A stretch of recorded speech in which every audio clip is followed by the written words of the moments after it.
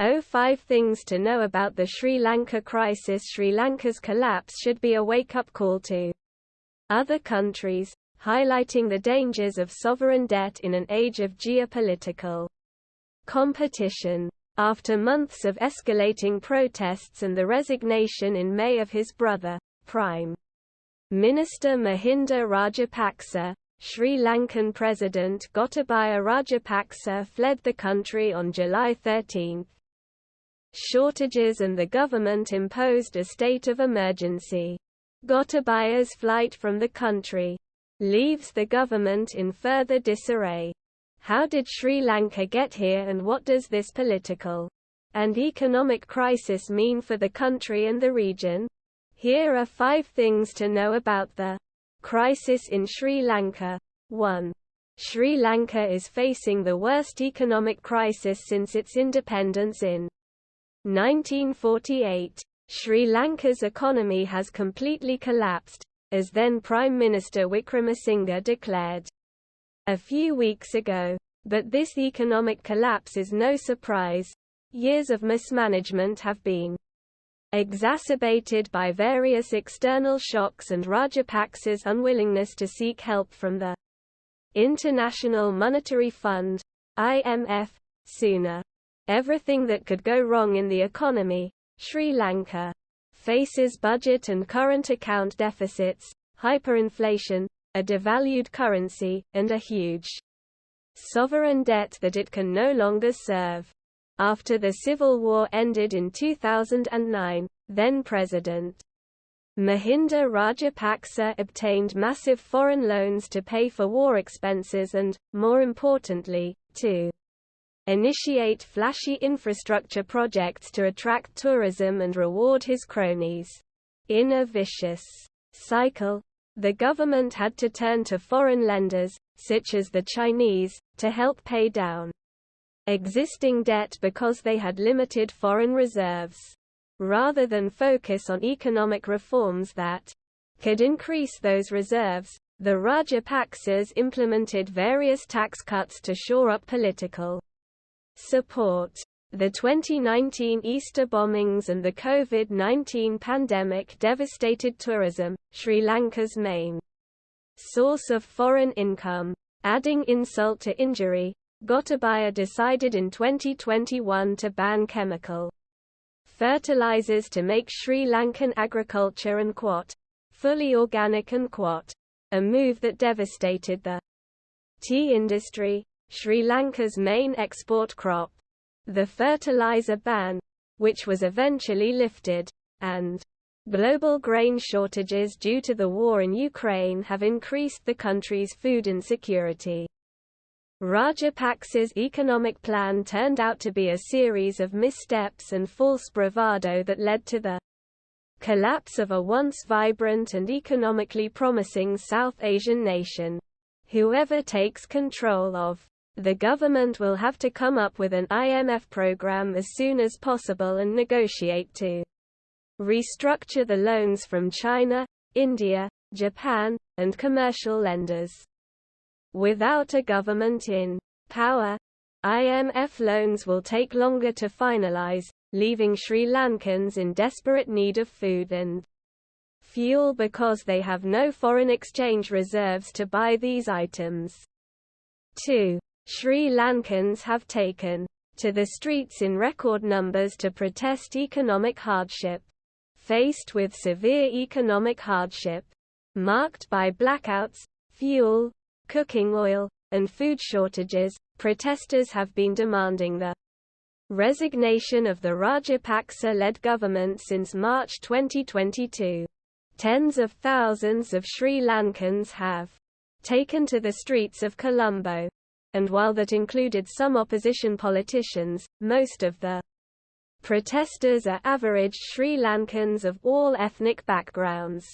Although it was concentrated in Colombo, there have been small solidarity protests across Sri Lanka as nearly all citizens face serious challenges. The protesters have no centralized leadership, but various student socialist groups have been key organizers.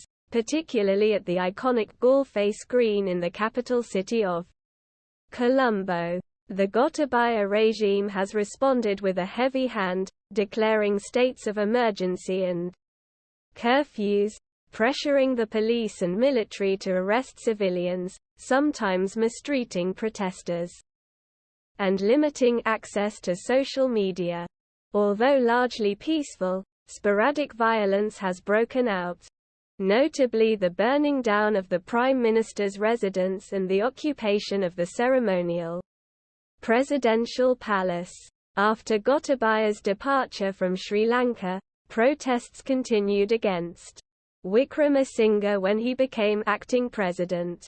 Several demonstrators were injured as a result of the military and police action against them. The sustained protests mark a remarkable movement by ordinary people who ultimately pushed Gotabaya and his regime to step down. Their main demands included the immediate resignation of both President Rajapaksa and Prime Minister Wickremesinghe, the dissolution of the current government and the establishment of an interim government holding new elections within a year, and a referendum to establish a new constitution endorsing sovereignty of the people and reduces the executive powers of the president. 3. The Rajapaksa government collapsed and left the country in political disarray.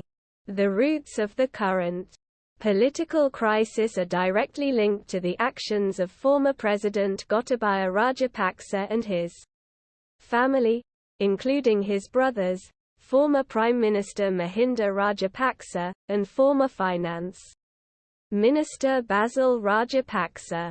Gotabaya came to power in 2019, and in 2020 his party, the Sri Lanka Popular Front, SLPP, was able to consolidate its supermajority in parliament under the banner of Sinhalese populism and nationalism. Bypassing the 20th Amendment to the Constitution, Gotabaya was able to consolidate an unprecedented amount of power in the executive presidency. His dictatorial tendencies were accompanied by nepotism, corruption, the rise of retired military personnel to almost every sector of government, and serious allegations of human rights violations during the Sri Lankan Civil War. But in the end, it was his, and his family's, terrible rule and mismanagement of the Sri Lankan economy, especially during the pandemic, that led to the economic crisis in the fall of 2021. Even after his brother's resignation as Prime Minister in early May, Gotabaya remained defiant, pledging to serve out the remaining 2 years of his presidential term.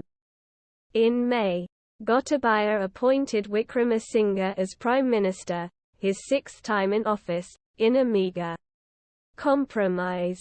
Since Wickremesinghe National Union Party had only 1 seat in parliament and he was serving on an appointed national list seat rather than an elected one, this move did little to garner popular support or help stop default of debt or hyperinflation. Wickremesinghe tried unsuccessfully to pass a version of the 21st Amendment to limit some of the powers of the executive presidency, a move Gotabaya opposed. By mid-July, the economic crisis was reaching unsustainable depths, and protesters, though mostly peaceful, had burned down the Prime Minister's house and occupied the presidential palace. When things came to a head, Gotabaya finally promised to resign before July 13, a particularly auspicious day on the Buddhist calendar. However, he fled the country without resigning. Finally, the Speaker of Parliament announced that he had received the resignation of Gotabaya of Singapore, and Wickremesinghe was formally sworn in as acting Speaker on 15 July. 4. Sri Lanka's political and economic future is uncertain, but there are significant issues to address for whoever takes charge. Wickremesinghe has called on Parliament to start the constitutional process to elect a new president. Parliament will meet on July 16 and begin the process to choose a new president from among its ranks, with the election likely on July 20. Following negotiations with all political parties, a compromise candidate, possibly from the opposition, is likely to assume the presidency. Leader Sajith Premadasa or even Wickremesinghe. An all-party coalition government will try to lead Sri Lanka through negotiations with the IMF to end economic relief and set the stage for new general elections.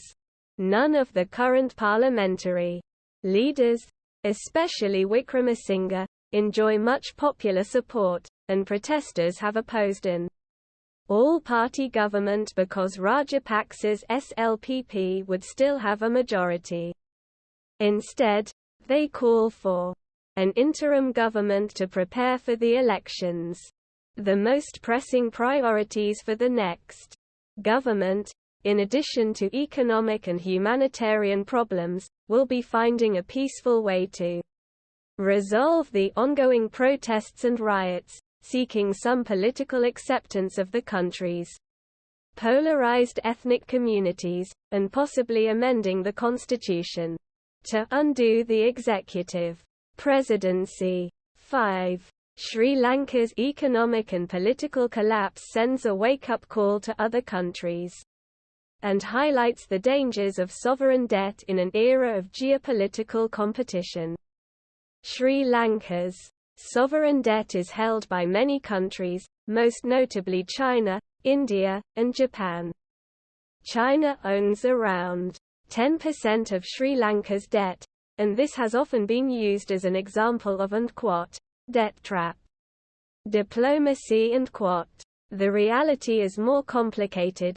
China has in fact been unwilling to forgive any of Sri Lanka's debt during this crisis, and its bilateral debt structure comes with opaque restrictions and little relief. Also, if you count the debt of Chinese banks, such as Exim Bank of China and China Development Bank, the percentage of Chinese debt is closer to 26%.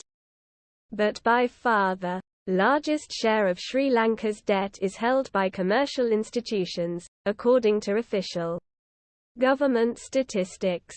Over the past 20 years, Sri Lanka's debt has gone from low-interest soft loans from the World Bank or the Asian Development Bank to mostly commercial loans held by private banks at much higher interest rates.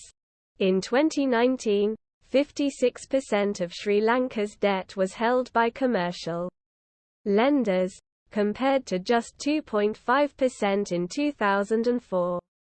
Much of this debt was used for large infrastructure projects that did not generate the returns to justify the loans. This high level of external debt underpins the crisis and, in a post-pandemic world, is a wake-up call for several countries in Asia and Africa that are in a similar situation. On the same day that Gotabaya fled Colombo, Pakistan, which is experiencing similar challenges, reached the final stages of a deal with the IMF that will hopefully pull it out off the brink. Sri Lanka has been a competitive arena for India and China, and to some extent Japan, all of which have historical relations with the island nation. The Rajapaksa regime claimed close relations with China, but ultimately India was of great help in the crisis. India has sent more than $3.8 billion to Sri Lanka this year, in the form of currency swaps, loans, food, and fuel aid.